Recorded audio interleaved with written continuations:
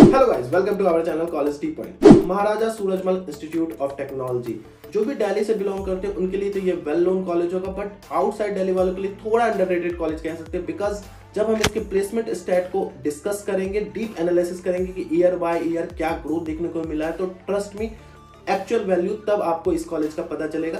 तो no doubt इस video में हम डिस्कस करने वाले हैं कट ऑफ को, प्लेसमेंट को, और कट ऑफ भी ऐसा कि ईयर बाय ईयर क्या चेंजेस, क्या वेरिएशन देखने को मिल रहा है, कंप्लीट एनालिसिस करेंगे। साथ साथ रिटर्न ऑन इन्वेस्टमेंट कैसा है कॉलेज का, प्रोज एंड कॉन्स क्या है, एडमिशन कैसे ले सकते हैं हम इस कॉलेज में, फी स्ट्रक्चर क्या, सारी चीजों को इस वीडियो में डिस्कस करने वाले। तो एंड तक वीडियो में बने रहना। ये कॉलेज 2001 में एस्टैब्लिश हुआ था, दिल्ली के अंदर कॉलेज है और प्राइवेट कॉलेज है। ये कनेक्टिविटी वाइज काफी अच्छी कनेक्टिविटी मिलती है, क्योंकि मेट्रो से आप वॉकिंग डिस्टेंस पे आपको ये कॉलेज देखने को मिलता है और मेन सिटी में ये कॉलेज आपको देखने को मिलता है। तो नो डाउट जो भी दिल्ली के अंदर कैंडिडेट हैं और ये कॉलेज को लेते हैं तो उनके लिए कनेक्टिविटी की कोई भी इशू नहीं रहेगी, क्योंकि आप जनकपुरी मेट्रो से वॉक करते हुए भी जा सकते हो या फिर आप ई रिक्शा की भी फैसिलिटी को लेके इजिली कॉलेज तक पहुंच सकते हो।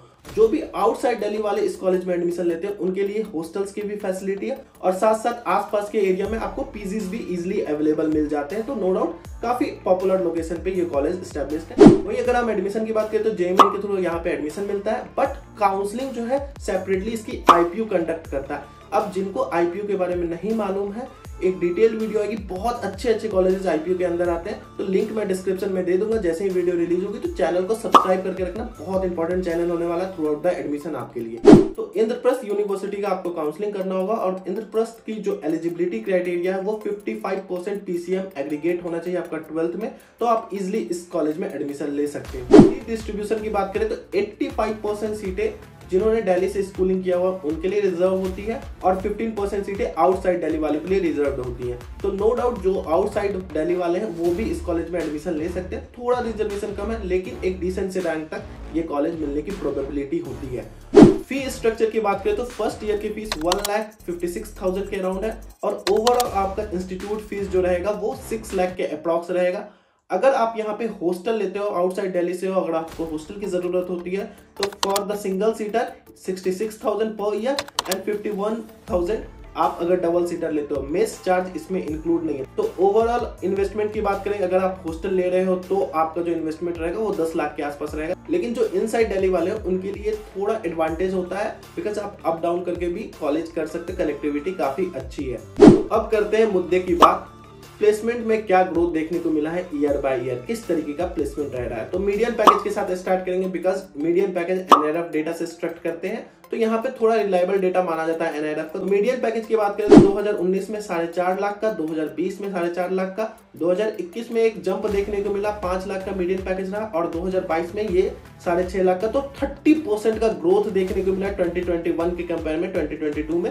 यहाँ पे एक पॉजिटिव सेगमेंट हम देख सकते हैं। अब बाकी के जो डेटा हम शो करने वाले वो ऑफिशियल वेबसाइट की डेटा है और ऑफिशियल वेबसाइट में बहुत सारे क्लटर्ड डेटा रहते हैं, बहुत सारी इंफॉर्मेशन आप एक्सट्रैक्ट करने बैठोगे तो आपको बहुत सारा टाइम इन्वेस्ट करना पड़ेगा। तो ये काम इजी करता है आपके लिए कॉलेज टी पॉइंट। ट्रस्ट में जिस तरीके का वेबसाइट पे डेटा अवेलेबल रहता है, बहुत सारी चीजों को आप निकाल सकते हो, जैसे एवरेज पैकेज अप्रॉक्स क्या रहा है कॉलेज का, मैक्सिमम पैकेज क्या है, कंप्यूटर साइंस का कैसा प्लेसमेंट है, ईसी का प्लेसमेंट कैसा, आईटी का प्लेसमेंट कैसा, सारी चीजों को आप डिफरेंट फॉर्मेशन में निकाल सकते हो। इसके लिए कॉलेज टी पॉइंट का एप्लीकेशन आपके लिए वर्क करता है और डिफरेंट सेगमेंट्स में डेटा को डिस्ट्रीब्यूट करके आपको एक डिटेल्ड इंफॉर्मेशन देता है कि ईयर बाय ईयर कैसा ग्रोथ देखने को मिल रहा है, जहां पे आपको बहुत सारे इंफॉर्मेशन इजी फॉर्म में मिलेंगे। लिंक मैं डिस्क्रिप्शन में दे दे रहा हूँ। हाईएस्ट पैकेज को देखें तो 2019 में 13 लाख का, 2020 में 30 लाख के अप्रॉक्स रहा था, 2021 में 55 लाख और 2022 में 55 लाख। तो 2021-22 में स्टैग्नेंट रह गया था हाईएस्ट पैकेज। अब जो यहाँ पे हाईएस्ट पैकेज दिखाया जा रहा है वो इन कैंपस दिखाया जा रहा है। ऑफ कैंपस 2022 में 1.7 CR का पैकेज रहा था और ये पैकेज गूगल ने ऑफर किया था। तो ऑफ कैंपस प्लेसमेंट था और ईसी के बच्चे ने ये प्लेसमेंट क्रैक किया था। तो ना कंप्यूटर साइंस ना आईटी ब्रांच, ईसी का भी आप सोच सकते हो एक 1.7 CR पैकेज जाता है। अगर सेकेंड हाईएस्ट ऑफ कैंपस की बात करें तो 1.2 CR का पैकेज रहा था, अमेजन ने ऑफर किया था। 3 स्टूडेंट आईटी से यहाँ पे प्लेस्ड हुए थे और एक स्टूडेंट ईसी से प्लेस्ड हुआ था। तो फर्स्ट 2 जो हाईएस्ट पैकेज रहे वो ऑफ कैंपस रहे हैं और नो डाउट कंप्यूटर साइंस यहाँ पे देखने को नहीं मिला है। आईटी और ईसी ब्रांच का बोलबाला था यहाँ पे। वही इन कैंपस हाईएस्ट पैकेज जो 55 लाख का रहा था वो एडोबी ने दिया था और एक स्टूडेंट यहाँ से प्लेस्ड हुआ था। अमेजन ने सेकंड हाईएस्ट पैकेज 45 लाख का दिया था, 2 स्टूडेंट प्लेस्ड हुए थे। माइक्रोसॉफ्ट ने 43.11 LPA का ऑफर किया था और यहाँ पे 3 स्टूडेंट प्लेस्ड हुए। उसी तरीके से एडोबी ने एक सेकंड हाईएस्ट जो पैकेज दिया था वो 43.10 का दिया था और एक स्टूडेंट यहाँ से प्लेस्ड हुआ था। ट्रायोलॉजी ने 36.50 लाख का ऑफर किया था और एक स्टूडेंट प्लेस्ड हुआ था। स्केलर ने 34.28 लाख का ऑफर किया था और यहाँ से एक स्टूडेंट प्लेस्ड हुआ था। और इसी तरीके से डिफरेंट कंपनीज ने क्या ऑफर किया था, कॉलेज टी पॉइंट के एप्लीकेशन पे डिटेल प्लेसमेंट दे सकते हो। बहुत लंबी चौड़ी लिस्ट है जहां पे आपको कंप्यूटर साइंस, इंफॉर्मेशन टेक्नोलॉजी और अदर ब्रांचेज में क्या ऑफर लगा था ये भी आप डीप एनालिसिस दे सकते हो। एवरेज पैकेज की बात करें तो अप्रोक्सीमेट जो फिगर रहा था कंप्यूटर साइंस का एवरेज पैकेज 6.35 LPA का रहा था, इंफॉर्मेशन टेक्नोलॉजी का 6.47 LPA का, ईसी का 7.45 LPA का और ट्रिपल ई का 4.9 LPA का। अब ईसी का एवरेज पैकेज इतना ज्यादा इसलिए देखने को मिला क्योंकि 2 ऑफ कैंपसेस बड़े बड़े प्लेसमेंट गए थे जिसमें 4 स्टूडेंट प्लेस्ड हुए थे। करोड़ प्लस का प्लेसमेंट रहा था और 4 स्टूडेंट प्लेस हुए थे जिसके कारण एवरेज पैकेज में इतना ज्यादा स्पाइक देखने को मिला ईसी में।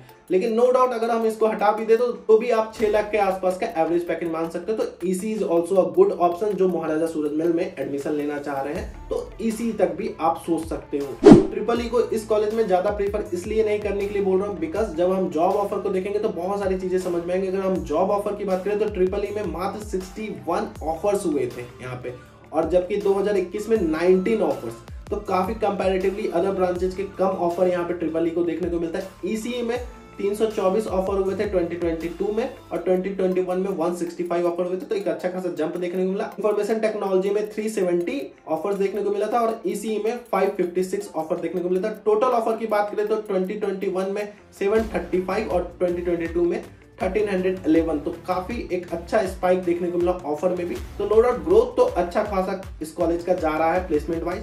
भैया प्लेसमेंट की बात हो ही रही तो एक चीज को हम कैसे भूल सकते हैं जो बहुत सारे लोग आपको नहीं दिखाते और इसके कारण कहीं ना कहीं आप highest package, average package, medium package देख के अपना डिसीजन ले लेते हो। तो यहाँ पे एक बहुत इंपॉर्टेंट सेगमेंट होता है जो कवर करना बहुत ज्यादा जरूरी है कि मैक्सिमम स्टूडेंट को कितने का पैकेज लगा। तो यहाँ पे हम स्टैट्स के थ्रू समझेंगे।